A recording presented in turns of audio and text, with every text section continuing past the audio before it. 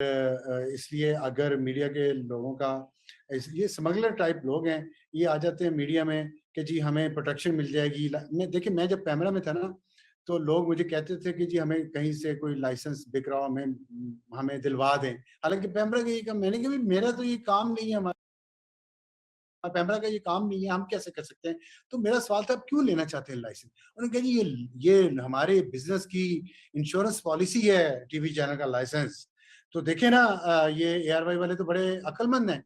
इन्होंने कब अपने स्मगलिंग की सारी जो है इंश्योरेंस पॉलिसी बनवा ली। और ये जो दूसरे अभी ये जो प्रॉपर्टी के बिजनेस में आए हैं डीएचए के साथ मिलके, मैं तो डीएचए वालों से पूछता हूँ, डीएचए के चलाने वालों से पूछता हूँ कि मुझे वो मुझे मजा बताएं, मैं वो मजा लेना चाहता हूँ कि आप अपने हाथ से नवाले खिला रहे हैं एक बंदे को जो आपको गालियां निकालता है रोजाना सुबह से शाम तक, जो अपने वो आप मुख्तलिफ उसके ऊपर एंकर बैठते हैं, वो नवाला खिलाने वाले को गालियां निकालते हैं और डीएचए उन्हें फिर जब भी डालता है सुबह उठ के, शाम को फिर गालियां खाते हैं डीएचए वाले उससे, फिर सुबह उठ के डीएचए वाले उसे एक और कॉन्ट्रैक्ट दे देते हैं। ये जो माफिया पाले हैं एस्टेब्लिशमेंट ने, दो माफियाज तो इसी वक्त उनके पीछे आ रहे हैं ना, एक तो एआर भाई और बोल, और दूसरा इमरान खान। तो मैं उनसे यही पूछूंगा, हम राम है ना, अब तसल्ली में है ना? आपने इस मुल्क के, आपने आमियों के लिए, आम इंसानों के लिए, मजदूरों के लिए, इस मुल्क के साथ जो मुखलिस लोग हैं उनके लिए आपने आपने मॉन्स्टर्स क्रिएट किए। अल्लाह का इंसाफ देखें, आप अल्लाह से बड़े नहीं हो सकते। आपके ऊपर पलट गए हैं, 3 साल के अंदर अंदर आपके ऊपर पलट गए हैं। ये नहीं कि अगली जनरेशन ने जाके आपके वो देखा है। तो मैं समझता हूँ बहुत अच्छा किया है एमएसआर ने, और अपने हक के लिए खड़ा होना चाहिए। और ऐसे माफियाज को, ऐसे ब्लैकमेलर्स को, जो फेक न्यूज फैलाते हैं, जो लोगों की खतर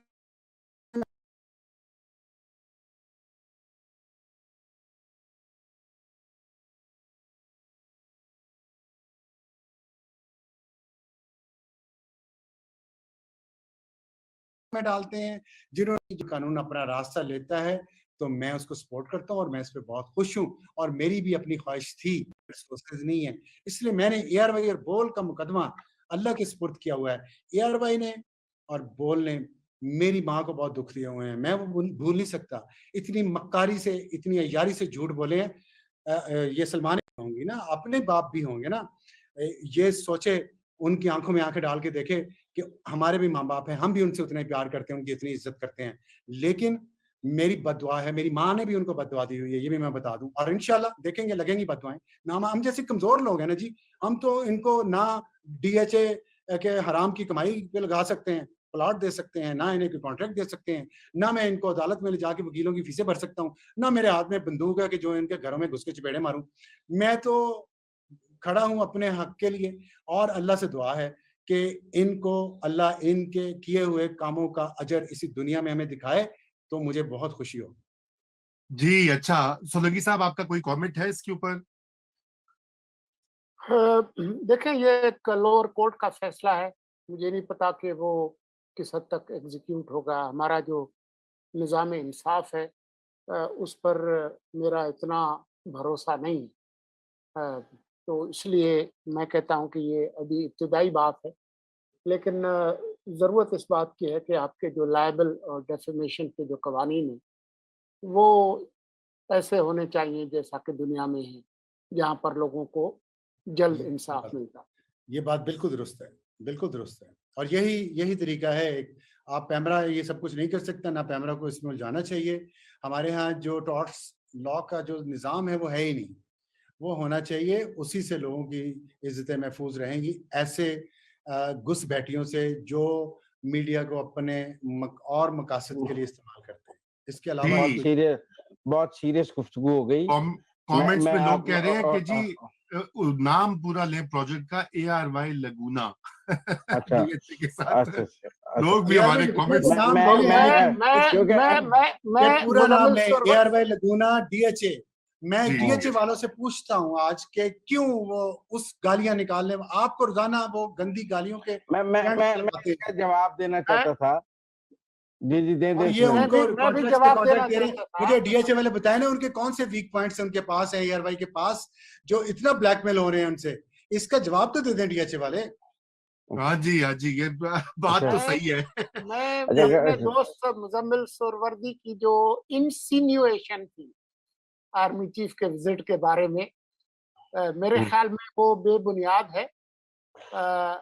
जो जनरल बाबर ने जो कहा था कि आर्मी चीफ अपने वक्त पर इस्तीफा सेकंड टेन्योर में रिटायर हो जाएंगे और वो इस्तीफा कोई नहीं रिटायर, एक्सटेंशन, हाँ, इस्तीफा और नहीं कोई रिटायर। और एक्सटेंशन नहीं लेंगे। मेरे ख्याल में वही होगा। और जिस तरह से अमेरिकन मीडिया इसको पोर्ट्रे कर रहा है कि ये एक फेयरवेल विजिट है, हम भी देखेंगे। तो ऐसा ही होगा मेरा ख्याल। चले वो पता लग जाएगा, कोई इतना दूर नहीं है। जी सोरवर्दी साहब, आप कहते हैं सीरियस बातें हो रही हैं, आप कुछ लाइट बात करना चाह रहे हैं, करें प्लीज। वो कल रात ना मैं एक शादी पे साबिक गवर्नर चौधरी सरवर साहब के साथ था, तो वो कहने लगे जो इस मुल्क के रियल बॉस है ना, मैं उनके पास बैठा था, तो उन्होंने मुझे कहा कि आपको इमरान खान की समझ नहीं थी, आप कैसे इसके पीछे लग गए। तो कहते मैंने उन्हें कहा मैं तो एक फर्दे वाहिद था, नहीं समझ सका, आपका तो पूरा इदारा ही उसके पीछे लग गया और आपको समझ ना आई। तो आप तो अगर आपके इदारे को समझ नहीं आई तो हम फर्दे वाहिद तो गलती कर ही सकते हैं ना। वो लाइट गुफ्तगू चल रही है, तो मेरा ख्याल है कि सोलंकी साहब तो मैं शाह आलम साहब साहब को कहना चाहता हूँ कि करेक्शंस का वक्त है, करेक्शंस हो रही हैं, करेक्शन का प्रोसेस स्लो हो सकता है लेकिन करेक्शंस हो रही। जी अब्सार साहब आप बात खत्म कीजिए। अब्सार कुछ कहना चाह रहे थे। वो शेर मुझे पूरा याद नहीं आ रहा कि गालियां खा के भी बेमजा ना हुए। बेमजा ना हुए जी। सोलंकी साहब क्या पूरा शेर? वो है जी कि कितने शीरी हैं तेरे लब आए तेरे रुखसार। हाँ ये जो अभी सरवर्दी साहब बात कर रहे थे ना, तो ये उसके जवाब में है, इतने शीरी में तेरे लब गालियां खा के भी मजा ना हुआ। तो जनाब सरवर्दी साहब बात ये है, ये शीरी लबों की कहानियां हैं। और जो आपने करेक्शन वाली बात की है ना, हाँ, परसों शाम को एक सीनियर रिटायर्ड के साथ मगजमारी हो रही थी। उन्होंने कहा हमने समझना कोई नहीं है, उसने मुझे कहा। तो दुआ मेरी है कि समझ जाएं और करेक्शन हो जाए। हम देखिए, मेरे दिल में ना दिमाग में कोई इंतकाम नहीं है। मेरे से मुराद है, मैं तो कुछ भी नहीं हूँ, और बहुत सारे लोगों के भी दिलों में, दिमागों में इंतकाम नहीं है इस मुल्क को आगे ले जाने की। हमें खुशहाली चाहिए, हमें अपने बच्चों का फ्यूचर सेफ चाहिए।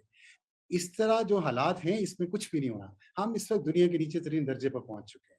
अभी भी अगर करेक्शन नहीं होनी तो फिर कब होनी है? और ये अगर करेक्शन ना हुई, मैंने आपको बता दिया है, और वो साहब इस्लामाबाद में बहुत इंपॉर्टेंट पोजीशन पे कई सालों तक बैठे रहे हैं, इसलिए वो अंदर बाहर से हर चीज को जानते हैं।